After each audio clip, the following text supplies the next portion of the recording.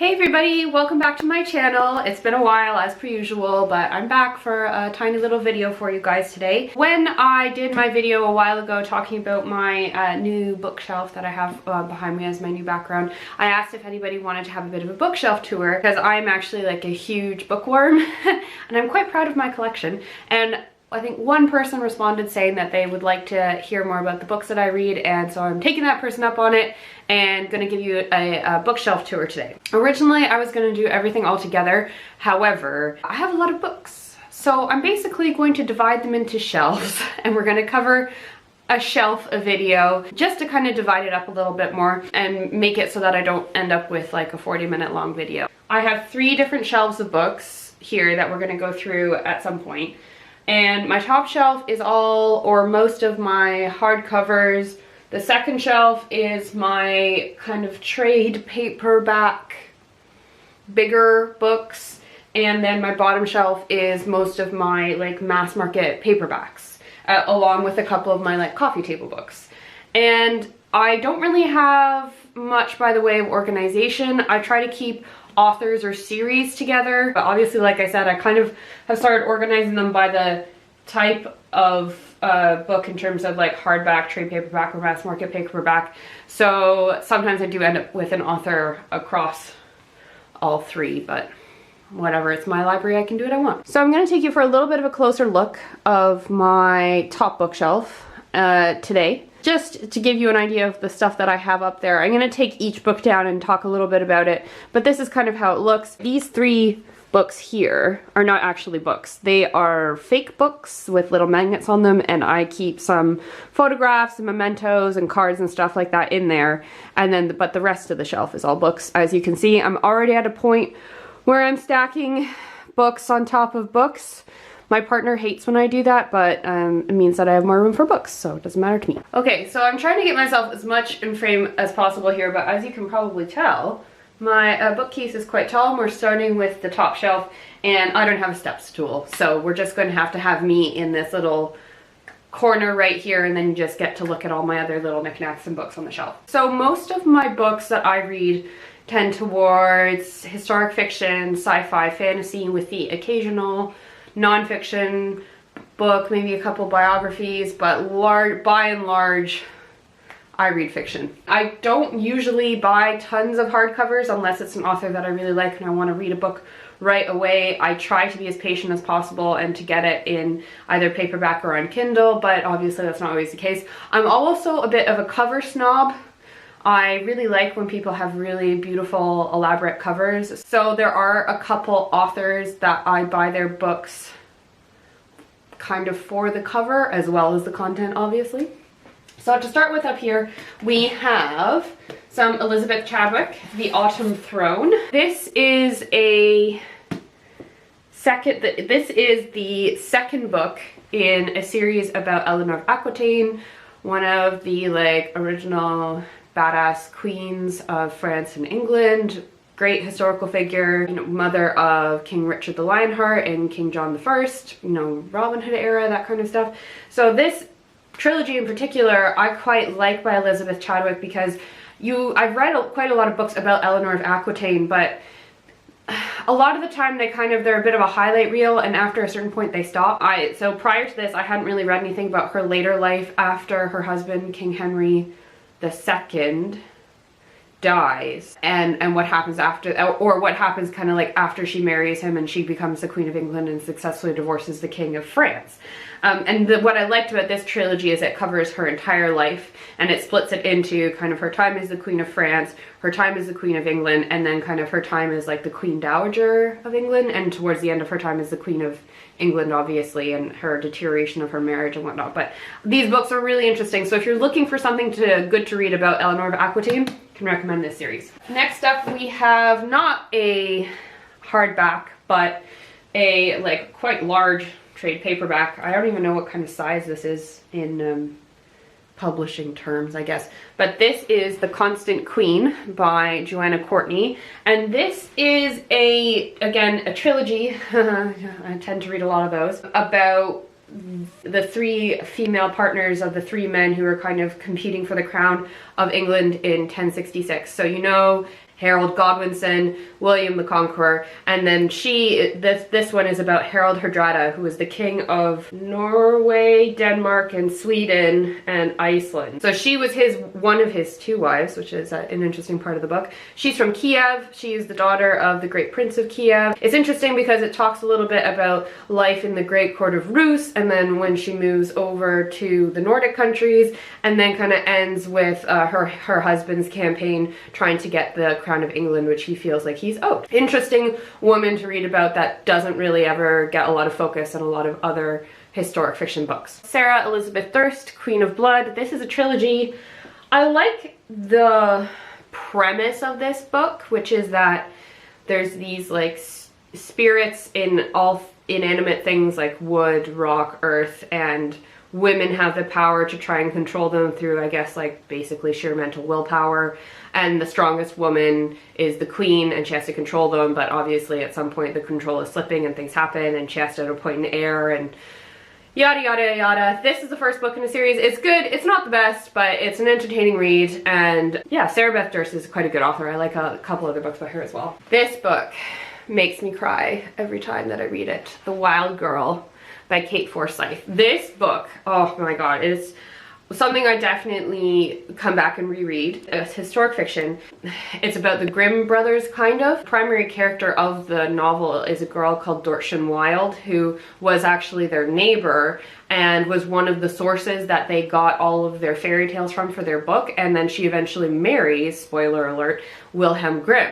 But it's kind of the story of her and her life beside them. She knew them from a very young age, and things happening in Germany when Napoleon invades. I will say it could be a triggering book for people who have suffered from sexual abuse, so please keep that in mind before you read it, but honestly, it is so good. We'll go with this one here as well. So Patricia Briggs, Storm Curse, latest Patricia Briggs book.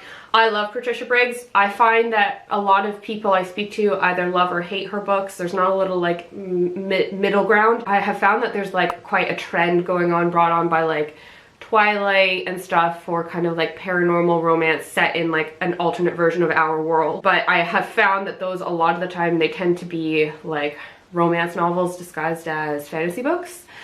And I don't really like that. I went through a phase where I read quite a few of them, but yeah, they don't stand up long term, I think.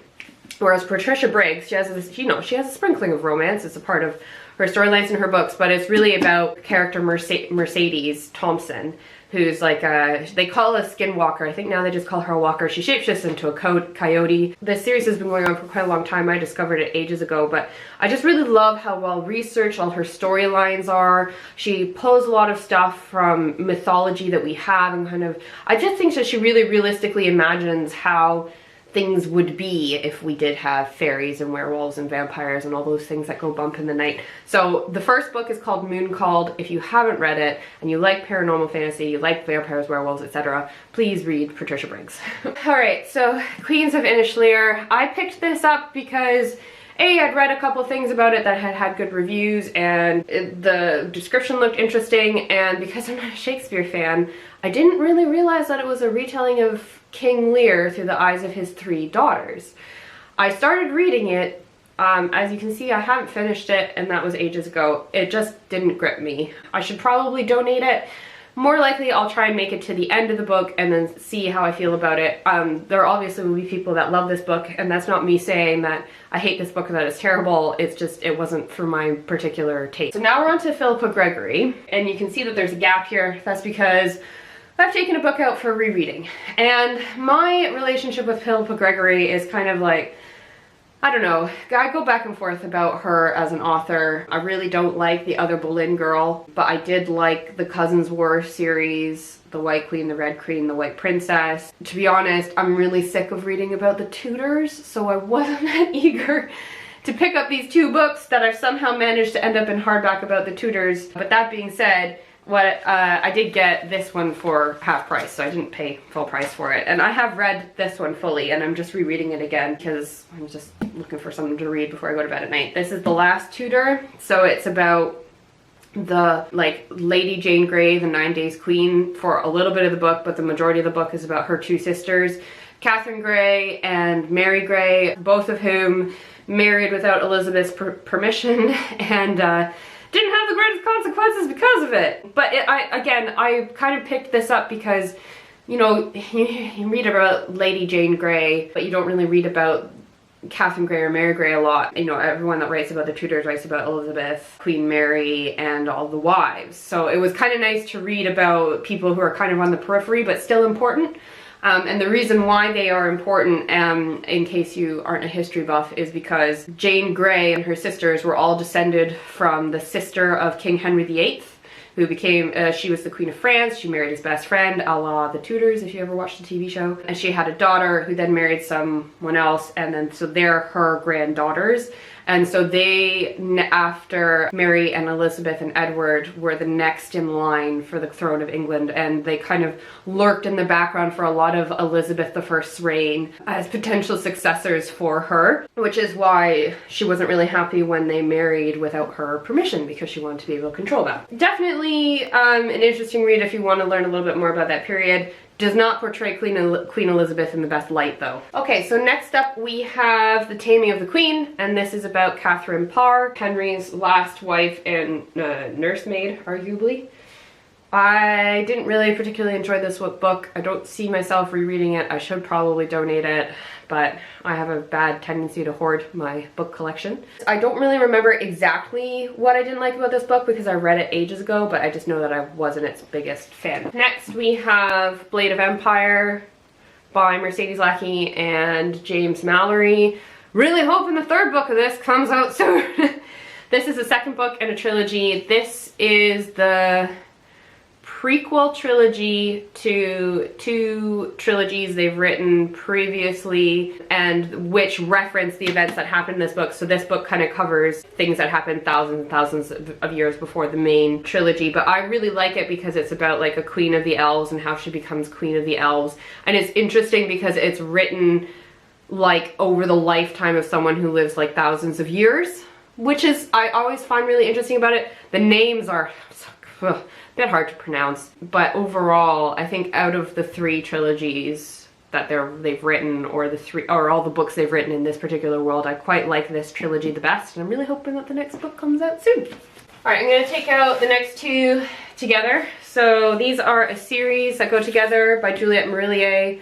So Tower of Thorns, Den of Wolves. The first book is called Dreamer's Pool. This is a trilogy, and honestly Juliette Marillier is one of my favorite historical fiction fantasy novelists. She sets most of her stuff in either, I would say, like early medieval, Dark Ages Ireland. Her Seven Waters series, the first book of it makes me cry like every single time that I read it, because it, like, the ending is just like so sweet. This series is interesting because it deals a lot with the idea of like vengeance and also like trauma, people recovering from like significant trauma, and how that like shapes you from the person that you were before and the person that you are after. About these two people that were in prison wrongfully, and they get freed and taken somewhere else to recover on the condition that they don't seek vengeance against the person that imprisoned them, and they only use their skills for good, because the Blackthorn, the woman, is like a healer, wise woman, and they have to do this for like 7 years. And they always get kind of entangled in these kind of like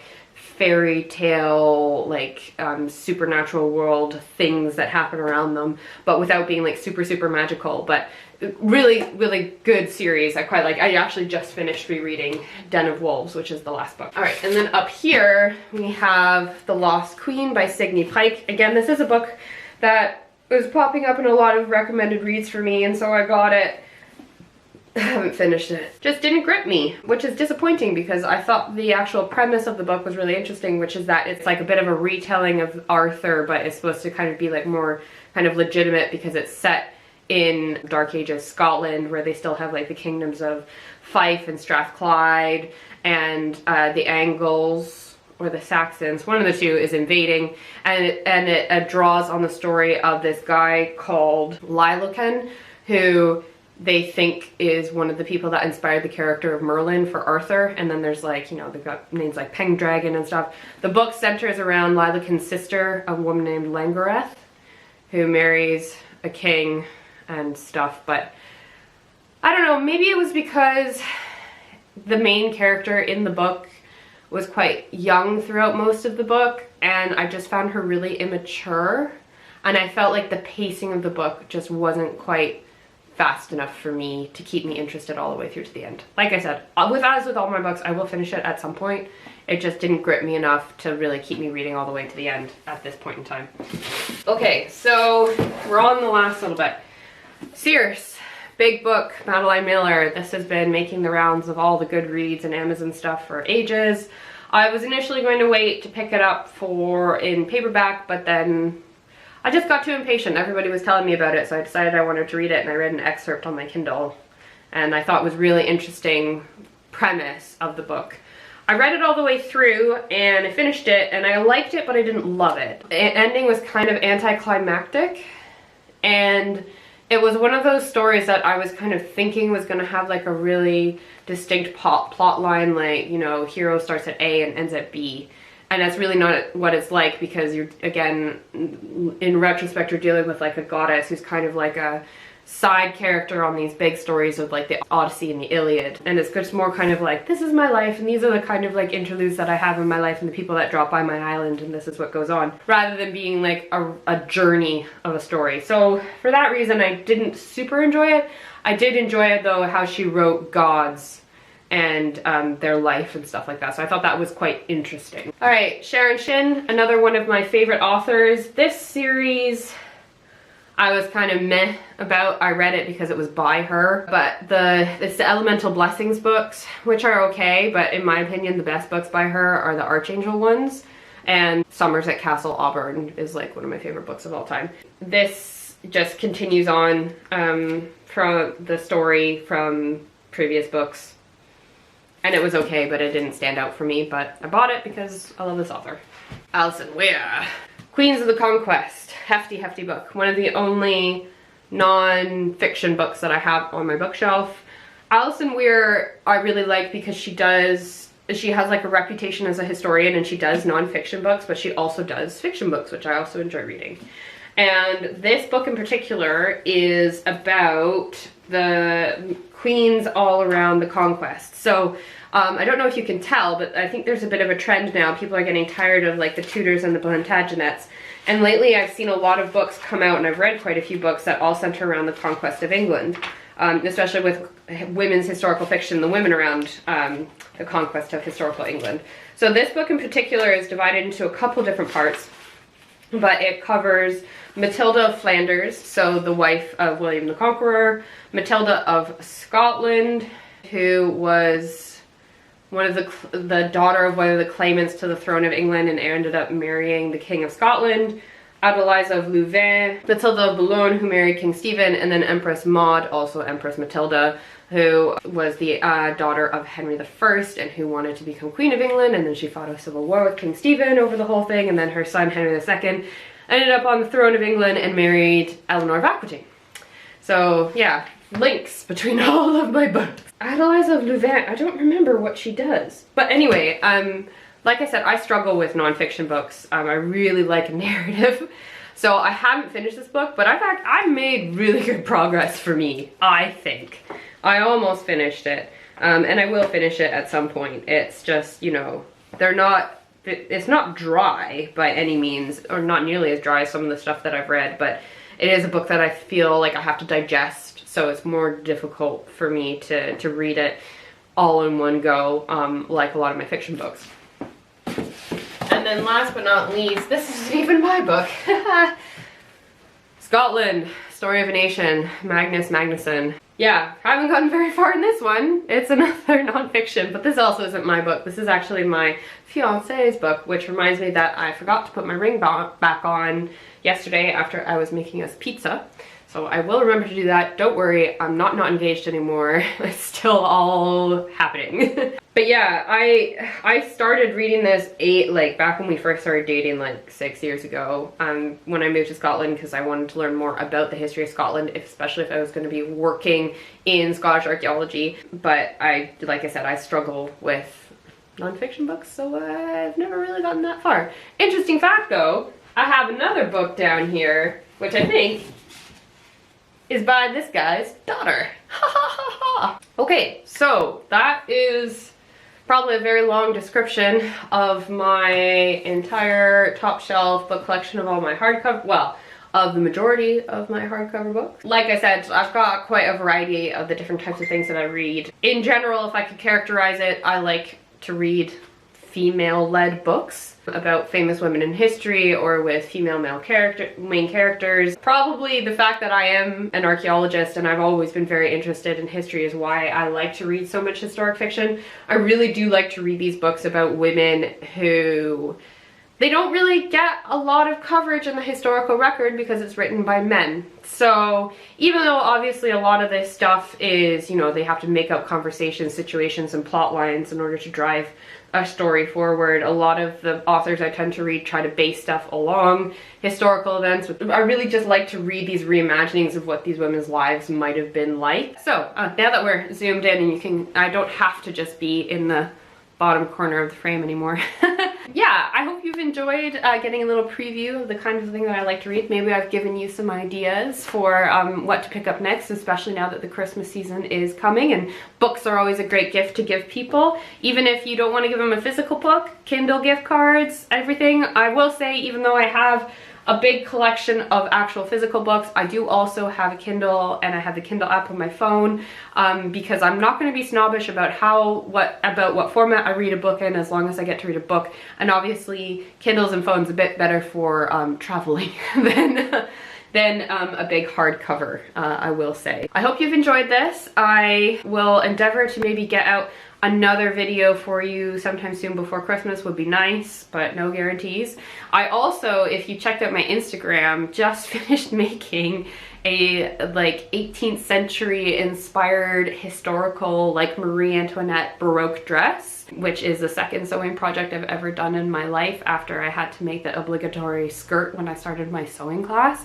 So I want to do a little video about the making of that for you guys and explaining why I made certain decisions on the dress, why I'm calling it an inspired dress rather than an actual 17th century dress, and all the things that I did to make it, because it's one of those things that I feel like feels really daunting for people, but if I can do it, you can probably do it. If you have any good book suggestions for me, for my book list coming up to Christmas, or just in general, please put them in the comments down below. Let me know what you thought of this video. I will be trying to intersperse some more stuff in other things that I like the sewing video and my books, in with the archaeology stuff, but I'm not completely abandoning the archaeology stuff, don't worry. I'm just trying to diversify a little bit what I want to talk about, because my life and my interests are about more things than just archaeology. And I also used to be a bookseller, so at a like Chapters store, so I just really love talking about books. So thanks for putting up with me today, guys, and for tuning in today. I will continue to endeavor to put out videos for you. I'm not going to promise any kind of schedule though, but I appreciate you sticking with me despite that. So if you like this video, please give me a thumbs up. Please subscribe. If you want to learn a little bit more about being an archaeologist, check out basically everything else on my channel. If you want to learn a little bit more about my books, stay tuned. If you want to see what I'm more up to in my day-to-day lifestyle, check out my Instagram and my Twitter. Thank you so much for watching, guys, and I'll see you next time. Bye!